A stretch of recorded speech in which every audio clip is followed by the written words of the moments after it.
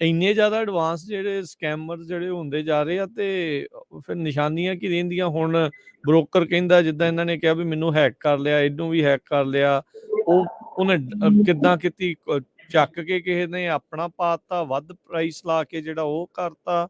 ਦੇਖੋ ਕਈ ਜੀ, ਕੁਛ ਜਿਹੜਾ ਚੱਲ ਰਿਹਾ, ਉਹ ਕਿੱਦਾਂ ਬਚਣ ਭਾਈ? ਇਹ ਹੁਣ ਸਲਾਹ ਕੀ ਹੈ ਇੱਥੇ? ਜਿਹੜਾ ਮਾੜੀ ਜੀ ਉਹਨਾਂ ਦੀ ਗੱਲ ਮੈਂ ਸੁਣੀ ਆ, ਉਹਨਾਂ ਨੇ 3500 ਲੋਡ ਕੀਤਾ, 3400 ਪੇ ਕਰਨ ਨੂੰ ਰੈਡੀ ਆ। I don't know Ki confusion ਹੈ ਇਹਦੇ ਵਿੱਚ, ਹੈ ਨਾ। ਉਹ 5500 ਦਾ ਲਾਇਆ ਸੀ ਲੋਡ, ਉਹਨਾਂ ਨੇ ਦੱਸਿਆ ਬਾਅਦ ਚ। ਅੱਛਾ।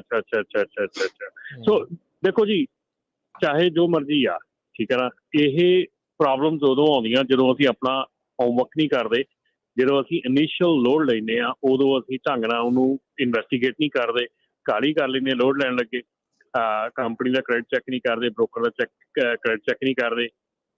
ਕੰਪਨੀ, ਤੁਸੀਂ ਅੱਜ ਦੀ ਤਰੀਕ ਦੇ ਵਿੱਚ ਮੈਂ ਹਰ ਇੱਕ ਬੰਦੇ ਨੂੰ ਇਹ ਕਹੂੰਗਾ ਕਿ ਕੋਈ ਵੀ ਕੰਪਨੀ ਹੈਗੀ ਆ, ਜੇ ਤੁਸੀਂ ਉਹਦਾ ਲੋਡ ਚੱਕ ਰਹੇ ਹੈਗੇ ਆ, ਜੇ ਉਹ ਟਰੱਕਿੰਗ ਕੰਪਨੀ ਤੋਂ ਲੋਡ ਚੱਕ ਰਹੇ ਆ, ਤੇ ਮੇਕ ਸ਼ੋਰ ਕਰੋ ਕਿ ਉਹਨਾਂ ਦੀ ਉੱਪਰ ਜਾ ਕੇ ਚੈੱਕ ਕਰੋ, ਉਹਦੇ ਸੇਫਰ ਦੇ ਉੱਤੇ ਜਾ ਕੇ। ਅੱਜ ਕੱਲ ਜਿਹੜਾ ਨਾ ਬਹੁਤ ਵੱਡਾ ਕੰਮ ਹੁਣ ਚੱਲ ਰਿਹਾ ਹੈਗਾ ਇੱਕ, ਜਿਹਦੇ ਵਿੱਚ ਬ੍ਰੋਕਰ ਵੀ ਕਾਫੀ ਜਿਹੜੇ ਵਧੀਆ ਬ੍ਰੋਕਰ ਹੈਗੇ ਆ, ਉਹ ਕਾਫੀ ਸਰਗਰਮ ਹੋਏ ਆ ਕਿ ਜਿਹੜੀਆਂ ਟਰੱਕਿੰਗ ਕੰਪਨੀਆਂ ਉਹਨਾਂ ਤੋਂ ਲੋਡ ਲੈ ਕੇ ਤੇ ਅੱਗੇ ਲੋਡ ਵੇਚਦੀਆਂ ਆ, ਅੱਗੇ ਲੋਡ ਬ੍ਰੋਕਰ ਕਰਦੀਆਂ ਜੀ, ਡਬਲ ਬ੍ਰੋਕਰਿੰਗ ਕਰ ਰਹੀਆਂ। ਜੇ ਉਹ ਉਹਨਾਂ ਨੂੰ ਅੱਜ ਕੱਲ ਉਹਨਾਂ ਦੀ MC ਤੇ ਜਾ ਕੇ ਦੇਖਦੇ ਆ ਵੀ ਉਹਦੇ ਕੋਲ ਟਰੱਕ 2 ਆ, ਪਰ ਉਹ ਲੋਡ ਦਾ 4-5 ਪੋਸਟ ਕਰੀ ਫਿਰਦਾ ਆ, ਤੇ ਉਹ ਫਿਰ ਉਹਨਾਂ ਨੂੰ ਅੱਜ ਕੱਲ ਰਿਪੋਰਟ ਕਰ ਦਿੰਦੀਆਂ ਆ। ਸੋ ਬ੍ਰੋਕਰ ਇਸ ਉੱਤੇ ਕਾਫੀ ਲੱਗੇ ਆ ਜ਼ੋਰ ਸ਼ੋਰ ਨਾਲ, ਪਰ ਡੈਫੀਨੇਟਲੀ ਜਿਹਨੇ ਲੋਡ ਲੈਣੇ ਹੈਗੇ ਉਹਨਾਂ ਦੇ ਲਈ ਇਹ ਚੀਜ਼ਾਂ ਜਿਹੜੀਆਂ ਉਹਨਾਂ ਨੂੰ ਕਰਨੀਆਂ ਪੈਣੀਆਂ, ਕਿਉਂਕਿ ਸਾਰਿਆਂ ਨਾਲੋਂ ਵੱਡਾ ਜਿਹੜਾ ਹੁੰਦਾ ਕਿ ਤੁਹਾਨੂੰ ਐਕਸੈਸਿਵ ਅਮਾਊਂਟ ਆਫ ਜਿਹੜਾ ਰੇਟ ਆ ਉਹ ਮਿਲ ਰਿਹਾ ਹੈਗਾ। ਬਈ ਜਿਹੜਾ ਰੇਟ ਮਾਰਕੀਟ 'ਚ ਹੈ ਨਹੀਂ ਗਾ, ਤੁਹਾਨੂੰ 2000, 1500, 3000 ਮਾਰਕੀਟ ਰੇਟ ਤੋਂ ਉੱਤੇ ਮਿਲ ਰਿਹਾ, ਉਹ ਡੈਫੀਨੇਟਲੀ ਰੈੱਡ ਟੈਗ ਹੈਗਾ।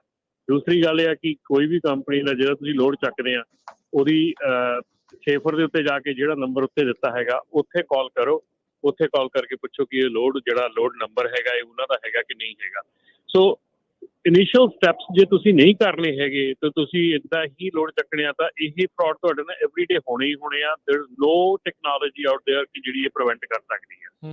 ਸੋ ਜੇ ਤੁਸੀਂ ਆਪ ਦਾ ਸਮਾਨ ਖਰੀਦਣ ਲੱਗੇ, ਆਪ ਦਾ ਕੰਮ ਕਰਨ ਲੱਗੇ, ਆਪ ਦੀ ਚੀਜ਼ ਕਰਨ ਲੱਗੇ, ਜੇ ਤੁਸੀਂ ਢੰਗ ਤਰੀਕੇ ਦੇ ਨਾਲ ਇਨਵੈਸਟੀਗੇਟ ਨਹੀਂ ਕਰਦੇ, ਠੀਕ ਹੈ ਨਾ, ਤੇ ਫਿਰ ਡੈਫੀਨੇਟਲੀ ਤੁਹਾਡੇ ਨਾਲ ਫਰਾਡ ਹੋਣਾ ਹੀ ਹੋਣਾ ਆ। There is no point about it.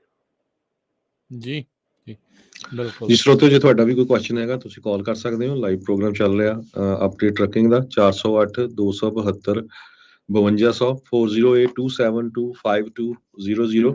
ਸਾਡੇ ਕੋਲ 30 ਮਿੰਟ ਹੈਗੇ ਆ, ਜੇ ਕਿਸੇ ਦਾ ਕੁਐਸਚਨ ਹੋਇਆ ਕਾਲ ਜ਼ਰੂਰ ਕਰ ਲਿਓ।